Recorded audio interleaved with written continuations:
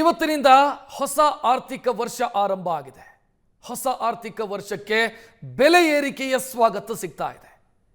ಇವತ್ತಿನಿಂದ ಹಲವು ಬೆಲೆಗಳು ಜಾಸ್ತಿ ಆಗ್ತಾ ಇದೆ. ನಿಯಮಗಳಲ್ಲಿ ಬದಲಾವಣೆ ಆಗ್ತಾ ಇದೆ. ಎಲ್ಲೆಲ್ಲಿ ಯಾವ ರೀತಿ ಬದಲಾವಣೆಗಳಾಗ್ತಿದೆ, ಎಲ್ಲೆಲ್ಲಿ ಬೆಲೆ ಏರಿಕೆಯಾಗಿದೆ, ಡೀಟೇಲ್ ನೋಡ್ತಾ ಹೋಗೋಣ.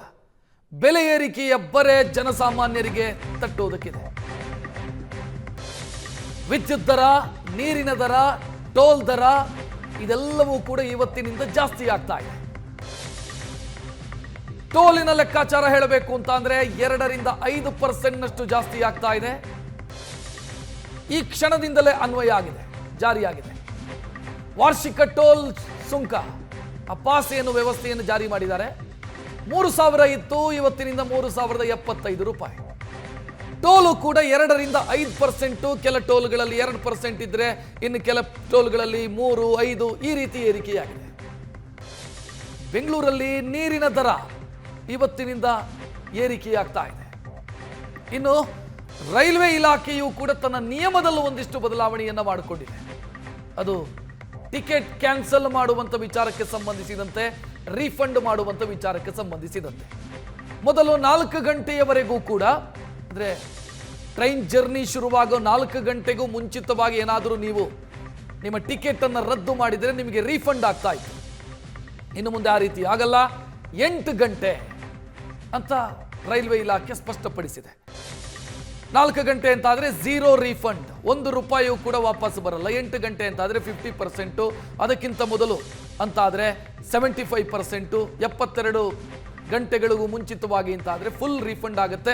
ಕನಿಷ್ಠ ಒಂದಿಷ್ಟು ಶುಲ್ಕವನ್ನು ವಿಧಿಸೋದನ್ನ ಹೊರತುಪಡಿಸಿದೆ. ಟೋಲಲ್ಲಿ ರೇಟ್ ಜಾಸ್ತಿ ಆಗ್ತಾ ಇದೆ, ಜೊತೆಗೆ ನಿಯಮಗಳು ಬದಲಾವಣೆ ಆಗ್ತಾ ಇದೆ. ಟೋಲಲ್ಲಿ ಏನು ನಿಯಮಗಳು ಬದಲಾವಣೆ? ಇಷ್ಟು ದಿನ ಕ್ಯಾಶಿಗೆ ಅವಕಾಶ ಇತ್ತು. ಅಂದ್ರೆ ನಾನು ಕಾರಲ್ಲಿ ಹೋಗ್ತಾ ಇದ್ದೀನಿ, ಕ್ಯಾಶ್ ಕೊಟ್ಟು ಟೋಲ್ ಗೇಟಲ್ಲಿ ನಾನು ಟೋಲ್ ಪಾವತಿಸೋದಕ್ಕೆ ಅವಕಾಶ ಇತ್ತು. ಇನ್ನು ಮುಂದೆ ಕ್ಯಾಶ್ ಸ್ವೀಕರಿಸೋದಿಲ್ಲ ಯಾವ ಟೋಲ್ ಗೇಟ್ನಲ್ಲೂ ಕೂಡ. ಬದಲಾಗಿ ಫಾಸ್ಟ್ಯಾಗ್ ಇರಬೇಕು, ಇಲ್ಲ ಅಂತಾದರೆ UPI ಇರಬೇಕು. ಫೋನ್ ಪೇನೋ, ಗೂಗಲ್ ಪೇನೋ, ಭೀಮ್ ಆ್ಯಪೋ ಇದು ಯಾವುದಾದ್ರೂ ಇರಬೇಕು ನಿಮ್ಮಲ್ಲಿ. ನೀವು ಕ್ಯಾಶ್ ಕೊಟ್ಟು ಟೋಲ್ ಪಾಸ್ ಮಾಡ್ತೀನಿ ಅಂತಂದರೆ ಅವಕಾಶ ಇಲ್ಲ. ಟೋಲು ಕೂಡ ಜಾಸ್ತಿ ಆಗ್ತಾ ಇದೆ. ಇದರ ಜೊತೆಗೆ ಬ್ಯಾಂಕಿಂಗ್ ಸೆಕ್ಟರಲ್ಲೂ ಕೂಡ ಕೆಲವೊಂದಿಷ್ಟು ಬದಲಾವಣೆಗಳಾಗ್ತಾ ಇದೆ. ಒಂದಿಷ್ಟು ನಿಯಮಗಳಲ್ಲಿ ಬದಲಾವಣೆಯನ್ನು ಮಾಡಿಕೊಳ್ತಾ ಇದ್ದಾರೆ. ATM ವಿಚಾರದಲ್ಲೂ ಕೂಡ ನಿಯಮಗಳ ಬದಲಾವಣೆ ಆಗ್ತಾ ಇದೆ. ಅದರ ಡೀಟೇಲನ್ನು ಕೂಡ ನೀವು ನೋಡ್ತಾ ಇದ್ದೀರಿ. ವಿಡ್ರಾ ಮಿತಿಯನ್ನು ಕೂಡ ಕಡಿಮೆ ಮಾಡಲಾಗ್ತಾ ಇದೆ. ಹೆಚ್ಚುವರಿ ಚಾರ್ಜ್ ಅನ್ನು ವಿಧಿಸಲಾಗ್ತಾ ಇದೆ. ಟ್ಯಾಕ್ಸ್ನಲ್ಲೂ ಕೂಡ ಬದಲಾವಣೆಗಳಾಗ್ತಾ ಇದೆ. ಷೇರು ವ್ಯವಹಾರವನ್ನು ಮಾಡೋರು ನೀವು ಅಂತಾದರೆ STT ಜಾಸ್ತಿ ಆಗಿದೆ. F&O ಟ್ರೇಡಿಂಗಿಗೆ ಸಂಬಂಧಿಸಿದಂತೆ STT ಅಂತಂದರೆ ಸೆಕ್ಯೂರಿಟಿ ಟ್ರಾನ್ಸಾಕ್ಷನ್ ಟ್ಯಾಕ್ಸು, ಅದನ್ನು ಕೂಡ ಜಾಸ್ತಿ ಮಾಡಲಾಗ್ತಾ ಇದೆ ಇವತ್ತಿನಿಂದ. ಅಲ್ಲಿಗೆ ಹೊಸ ವರ್ಷ ಒಂದಿಷ್ಟು ಹೊಸ ನಿಯಮಗಳಿಗೆ, ಹೊಸ ಆರ್ಥಿಕ ವರ್ಷ ಒಂದಿಷ್ಟು ಹೊಸ ನಿಯಮಗಳಿಗೆ ನಿಮ್ಮನ್ನು ನೀವು ಬದಲಾವಣೆಯನ್ನು ಮಾಡಿಕೊಳ್ಳಬೇಕಾಗತ್ತೆ. ಮತ್ತು ಹೊಸದಾದಂಥ ಬೆಲೆ ಏರಿಕೆಗೂ ಕೂಡ ಇವತ್ತಿನಿಂದಲೇ ಸಿದ್ಧತೆಯನ್ನು ಮಾಡಿಕೊಳ್ಳಬೇಕಾಗಿದೆ. ಯಾಕಂತಂದರೆ ಹೊಸ ಆರ್ಥಿಕ ವರ್ಷದಲ್ಲಿ ಏನೆಲ್ಲ ಬದಲಾವಣೆ ಅನ್ನೋದು ಮೊದಲೇ ಡಿಸೈಡ್ ಆಗಿತ್ತು, ಇವತ್ತಿಂದ ಅದು ಜಾರಿ ಆಗ್ತಾ ಇದೆ. ಕರ್ನಾಟಕದಲ್ಲಿ ನೀರಿನ ದರ ಏರಿಕೆ ಆಗ್ತಾ ಇದೆ, ಕರೆಂಟು ಬಿಲ್ಲು ಜಾಸ್ತಿ ಆಗ್ತಾ ಇದೆ. KERCಗೆ ಪ್ರಸ್ತಾವನೆಯನ್ನು ಎಸ್ಕಾಂಗಳು ಕೊಟ್ಟಿತ್ತು, ಅದನ್ನ ಆದೇಶ ಇನ್ನೂ ಮಾಡಿಲ್ಲ. ಪೂರ್ವಾನ್ವಯ ಆಗುವಂತೆ ನೀರಿನ ದರ, ವಿದ್ಯುತ್ ದರ ಜಾಸ್ತಿ ಆಗೋದು ಖಚಿತ ಆಗಿದೆ. ಹೆಚ್ಚಿನ ಡೀಟೇಲ್ ನೀಡೋದಕ್ಕೆ ನಮ್ಮಿಬ್ಬರು ಪ್ರತಿನಿಧಿಗಳು ರೆಡಿ ಇದ್ದಾರೆ. ಓವರ್ ಆಲ್ ಏನೆಲ್ಲ ಬದಲಾವಣೆ ಆಗ್ತಿದೆ ಅನ್ನೋದನ್ನು ವಿವರಿಸೋದಕ್ಕೆ ನಮ್ಮ ಪ್ರತಿನಿಧಿ ಶರತ್ ಇದ್ರೆ, ಟೋಲ್ನಲ್ಲಾಗಿರುವಂಥ ನಿಯಮಗಳ ಬದಲಾವಣೆ ಮತ್ತು ಬೆಲೆ ಏರಿಕೆಯ ಬಗ್ಗೆ ಮಾಹಿತಿ ಕೊಡ್ತಾರೆ ಮಮತಾ. ನಾನು ಶರತ್ತಿಂದ ಶುರು ಮಾಡ್ತೀನಿ. ಶರತ್, ಏನೆಲ್ಲ ಬದಲಾವಣೆ ನಿಯಮಗಳಲ್ಲಿ ಮತ್ತು ಬೆಲೆ ಏರಿಕೆ ಎಲ್ಲೆಲ್ಲಿ ತಟ್ಟುತ್ತೆ?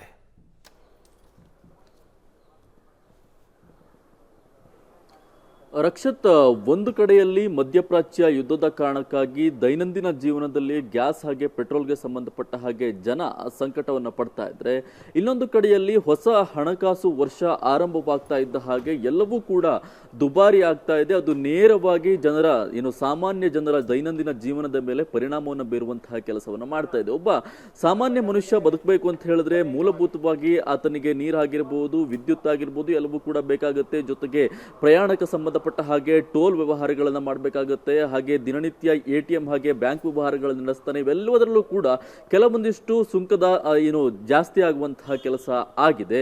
ಈಗಾಗಲೇ ಕಾವೇರಿ ನೀರನ್ನ ಬಳಕೆಯನ್ನ ಮಾಡ್ತಾರೆ, ಅದರಲ್ಲೂ ಕೂಡ 3% ಜಾಸ್ತಿ ಆಗ್ತಾ ಇದೆ ಎನ್ನುವಂತ ಒಂದು ಮಾಹಿತಿ ಸಿಗ್ತಾ ಇರುವಂತದ್ದು. ಜೊತೆಗೆ ವಿದ್ಯುತ್ ಬೆಲೆಯ ಪರಿಷ್ಕರಣೆಯೂ ಕೂಡ ಈಗಾಗಲೇ ಆಗ್ತಾ ಇದೆ. ಸರಿಸುಮಾರು 1 ಯೂನಿಟ್ಗೆ 36 ಪೈಸೆ ಜಾಸ್ತಿ ಆಗಬಹುದು ಎನ್ನುವಂತಹ ಒಂದು ನಿರೀಕ್ಷೆ. ಈಗಾಗಲೇ ಕೆಲವೊಂದಿಷ್ಟು ವಿಚಾರದಲ್ಲಿ ಬೆಲೆಯ ಏರಿಕೆ ನಿನ್ನೆ ಇವತ್ತು ಮಧ್ಯರಾತ್ರಿ 12 ಗಂಟೆಯಿಂದಲೇ ಕೂಡ ಜಾರಿಗೆ ಬಂದಿರುವಂತದ್ದು. ಕೆಲವೊಂದಿಷ್ಟು ಟೋಲ್ಗಳಲ್ಲಿ ಈಗಾಗಲೇ ಸುಮಾರು 3% ರಿಂದ 5% ಜಾಸ್ತಿ ಆಗುವಂತಹ ಸಾಧ್ಯತೆ ಇದೆ ಅಂತ ಹೇಳಲಾಗ್ತಿದೆ. ಆ ಕಾರಣದಿಂದಾಗಿ 4 ವೀಲರ್ ವಾಹನಗಳಿದ್ದಾವೆ, ಅವುಗಳಿಗೆ ಸುಮಾರು ಒಂದು 7 ರೂಪಾಯಿಂದ 15 ರೂಪಾಯಿ ಜಾಸ್ತಿ ಆಗುತ್ತೆ. ಜೊತೆಗೆ ದೊಡ್ಡ ಲಾರಿ, ಬಸ್ಸು ದೊಡ್ಡ ವಾಹನಗಳಿದ್ದಾವೆ, ಅವುಗಳಿಗೆ 15 ರಿಂದ 40 ರೂಪಾಯಿ ಟೋಲ್ ದರದಲ್ಲಿ ವೇರಿಯೇಷನ್ ಆಗುವಂತಹ ಸಾಧ್ಯತೆ ಇದೆ ಅನ್ನುವಂತ ಒಂದು ಮಾಹಿತಿ ಇದೆ. ಜೊತೆಗೆ ವಾರ್ಷಿಕವಾಗಿ ಫಾಸ್ಟ್ಯಾಗ್ ನ ದರ 3,000 ರೂಪಾಯಿ ಏನಿತ್ತು ಅದನ್ನ 3,075 ರೂಪಾಯಿಗೂ ಕೂಡ ಏರಿಕೆಯನ್ನ ಮಾಡುವಂತಹ ಕೆಲಸವನ್ನ ಮಾಡಲಾಗಿದೆ. ಒಟ್ಟಾರೆಯಾಗಿ ಎಲ್ಲಾ ಭಾಗಗಳಲ್ಲೂ ಕೂಡ ATM ಬಳಕೆ ಮಾಡುವಂತಹ ಜಾಗಗಳಲ್ಲೂ ಕೂಡ ATM ಮಿತಿ ಕಳೆದ ಬಾರಿ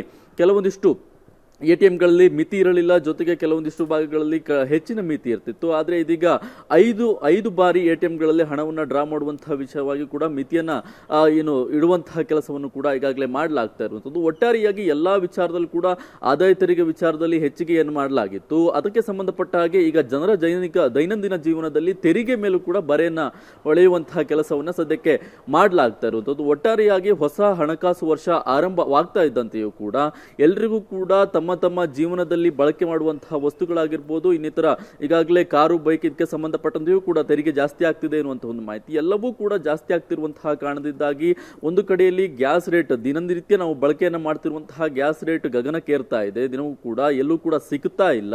ನಾರ್ಮಲ್ ಬೆಲೆ ಸಿಕ್ತರೂ ಕೂಡ ಎಲ್ಲೂ ಕೂಡ ಅದನ್ನ ನಾವು ಬಳಕೆ ಮಾಡೋದಕ್ಕೆ ಕೈಗೆಟುಕುವ ದರದಲ್ಲಿ ಸಿಗ್ತಾ ಇಲ್ಲ. ಹಾಗೆ ಹೊರಗಡೆ ಬೇರೆ ಕಡೆ ಕಮರ್ಷಿಯಲ್ ಸಿಲಿಂಡರ್ಗಳು ಕೂಡ ಜಾಸ್ತಿ ಆಗ್ತಾ ಇದೆ. ಎಲ್ಲ ಕಡೆಯಿಂದಲೂ ಕೂಡ ಹಣಕಾಸಿನ ವಿಚಾರದಲ್ಲಿ ಜನರಿಗೆ ದೈನಂದಿನ ಜೀವನದಲ್ಲಿ ಒಂದಷ್ಟರ ಮಟ್ಟಿಗೆ 50-100 ರೂಪಾಯಿ ತಮ್ಮ ದಿನ ಖರ್ಚು ಜಾಸ್ತಿ ಆಗ್ತಾ ಇದೆ ಎನ್ನುವಂತ ನಿಟ್ಟಿನಲ್ಲಿ ಮಾಹಿತಿ ಲಭ್ಯವಾಗ್ತಿರುವಂತದ್ದು. ಒಟ್ಟಾರೆಯಾಗಿ ಕೂಡ ಎಲ್ಲಾ ಬೆಲೆಯೂ ಕೂಡ ಹೆಚ್ಚಿಗೆ ಆಗ್ತಾ ಇದೆ. ಈ ಕಾರಣದಿಂದಾಗಿ ಜನ ಒಂದಷ್ಟರ ಮಟ್ಟಿಗೆ ಸಂಕಟ ಪಡುವಂತಹ ಪರಿಸ್ಥಿತಿ ಎದುರಾಗಿದೆ. ರಕ್ಷತ್ ಶರತ್ ಹಾಗೆ ಸಂಪರ್ಕದಲ್ಲಿ ಇನ್ನು ಮಮತಾ ಟೋಲ್ ಗೇಟ್ ನಿಂದ ನೇರ ಸಂಪರ್ಕದಲ್ಲಿ. ಟೋಲ್ ಅಲ್ಲಿ ಏನೆಲ್ಲ ಬದಲಾವಣೆ ಮಮತಾ? ನಿಯಮದಲ್ಲಿ ಬದಲಾವಣೆ ಆಗಿದೆ, ಕ್ಯಾಶ್ ವ್ಯವಹಾರ ಇನ್ನು ನಡೆಯಲ್ಲ ಅನ್ನೋದೆಲ್ಲ. ಸೊ ಏನಾಗ್ತಿದೆ?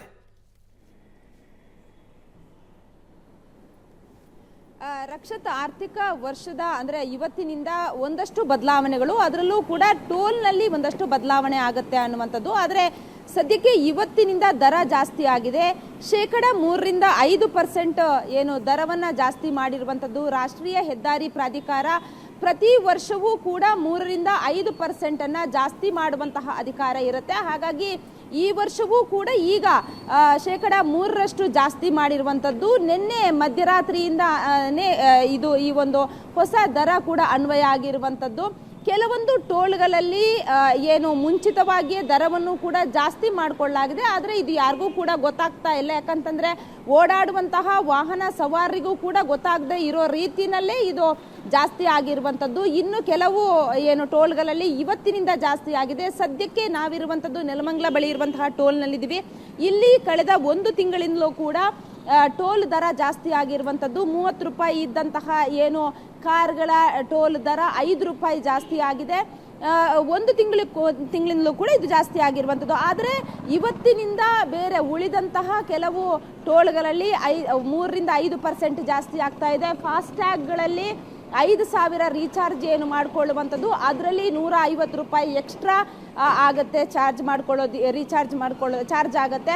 ಅದರ ಜೊತೆಗೆ ಒಂದಷ್ಟು ಬದಲಾವಣೆಗಳು ಅಂತಂದರೆ ಇನ್ನು ಮುಂದೆ ಏನು ಚಿಲ್ಲರೆ ಸಮಸ್ಯೆ ಆಗುತ್ತೆ ಅನ್ನುವಂತಹ ನಿಟ್ಟಿನಲ್ಲಿ ಟೋಲ್ಗಳಲ್ಲಿ ದುಡ್ಡು ಕೊಟ್ಟು ವಾಹನ ಸವಾರರು ದುಡ್ಡು ಕೊಟ್ಟು ಅಂದರೆ ಇಲ್ಲಿ ಟೋಲ್ ಪೇ ಮಾಡೋದಕ್ಕೆ ಆಗೋದಿಲ್ಲ. ಅದನ್ನು ಕೂಡ ಬದಲಾವಣೆ ಮಾಡೋದಕ್ಕೆ ಅಂತ ಹೇಳ್ಬಿಟ್ಟು ಈಗಾಗಲೇ ಒಂದಷ್ಟು ಏನು ಅದಕ್ಕೆ ಬೇಕಾಗಿರುವಂತಹ ತಯಾರಿಯನ್ನು ಮಾಡಿಕೊಳ್ಳಾಗ್ತಾ ಇದ್ದಾರೆ. ಆದರೆ ಸದ್ಯಕ್ಕೆ ಆಗಿರುವಂಥದ್ದು ಈಗ ಏನು ಟೋಲ್ ದರ ಅಷ್ಟೇ ಜಾಸ್ತಿ ಆಗಿದೆ. ಇನ್ನು ಮುಂದೆ ಕೇವಲ ಇಲ್ಲಿ ಏನು ಟೋಲ್ಗಳಲ್ಲಿ ಸ್ಕ್ಯಾನಿಂಗ್ ಅಷ್ಟೇ ಇರುತ್ತೆ. ಅಂದರೆ ಫಾಸ್ಟ್ಯಾಗ್ ಸ್ಕ್ಯಾನ್ ಆಗುತ್ತೆ. ಅದು ಬಿಟ್ಟು ಅಂದರೆ ಬಂದು ನಾವಿಲ್ಲಿ ಪೇ ಮಾಡ್ತೀವಿ, ಪೇ ಮಾಡಿಬಿಟ್ಟು ಹೋಗ್ತೀವಿ ಅನ್ನುವಂತಹ ವಾಹನ ಸವಾರರಿಗೂ ಕೂಡ ಇದು ಒಂದು ರೀತಿಯಲ್ಲಿ ಶಾಕ್ ಅಂತ ಹೇಳ್ಬೋದು. ಯಾಕಂತಂದ್ರೆ ಬಂದು ಕ್ಯೂನಲ್ಲಿ ನಿಲ್ತಾರೆ ವಾಹನ ಸವಾರರು, ಆ ಸಂದರ್ಭದಲ್ಲಿ ತುಂಬಾ ಟ್ರಾಫಿಕ್ ಆಗತ್ತೆ, ಜೊತೆಗೆ ಚಿಲ್ಲರೆ ಸಮಸ್ಯೆ, ಇವೆಲ್ಲವೂ ಯಾವುದೇ ರೀತಿಯಲ್ಲೂ ಕೂಡ ಸಮಸ್ಯೆ ಆಗಬಾರ್ದು ಅನ್ನುವಂತಹ ನಿಟ್ಟಿನಲ್ಲಿ ಒಂದಷ್ಟು ಚೇಂಜಸ್ಗಳನ್ನು ಕೂಡ ಮಾಡೋದಕ್ಕೆ ಅಂತ ಹೇಳಿ ತಯಾರಿ ಮಾಡಿಕೊಳ್ಳಲಾಗ್ತಾ ಇದೆ. ಆದರೆ ಇಂದಿನಿಂದ ಎಲ್ಲ ಟೋಲ್ಗಳಲ್ಲೂ ಕೂಡ 3-5% ದರ ಏರಿಕೆ ಮಾಡಿರುವಂಥದ್ದು. ಹಾಗಾಗಿ ವಾಹನ ಸವಾರರಿಗೆ ಮಾತ್ರ ಅಲ್ಲ, ಇದು ಏನು ಸರಕು ಸಾಗಣೆ ಮಾಡುವಂತಹ ವಾಹನ ಸವಾರರಿಗೂ ಕೂಡ ಇದು ತುಂಬ ಎಫೆಕ್ಟ್ ಆಗಿರುವಂಥದ್ದು. ನೇರವಾಗಿ ಏನು ಸರಕು ಸಾಗಣೆಗಳು ಏನಿರುತ್ತವೆ ಅಂದರೆ ಇದ್ರ ಮೇಲೆ ತುಂಬಾ ಭಾರಿ ಎಫೆಕ್ಟ್ ಆಗುವಂತಹ ಸಾಧ್ಯತೆ ಇರುತ್ತೆ. ದರ ಕೂಡ ಜಾಸ್ತಿ ಆಗುತ್ತೆ. ಇದು ಏನು ವಾಹನ ಸವಾರರ ಮೇಲೆ ಮಾತ್ರ ಅಲ್ಲ, ಇದ್ರ ನೇರವಾಗಿ ವಸ್ತುಗಳು ಏನೇನು ಪರ್ಚೇಸ್ ಮಾಡ್ತಾರೆ ಆ ವಸ್ತುಗಳ ದರವೂ ಕೂಡ ಜಾಸ್ತಿ ಆಗುವಂತಹ ಸಾಧ್ಯತೆ ಇರುತ್ತೆ. ಹಾಗಾಗಿ ಇಂದಿನಿಂದ ಎಲ್ಲವೂ ಕೂಡ ದುಬಾರಿ ಆಗಲಿದೆ. ಪ್ರತಿ ಒಂದು ವಸ್ತುಗಳ ದರವೂ ಕೂಡ ಜಾಸ್ತಿ ಆಗಲಿದ್ದು ಇಂದಿನಿಂದ ಜನ ಕೂಡ ಆ ಒಂದು ಏನು ದರ ಏರಿಕೆಗೆ ಕೂಡ ಜನ ಕೂಡ ಅಡ್ಜಸ್ಟ್ ಆಗಬೇಕಾಗುತ್ತೆ. ರಕ್ಷತ್, ಥ್ಯಾಂಕ್ ಯು ಮಮತಾ ಮಾಹಿತಿಗೆ.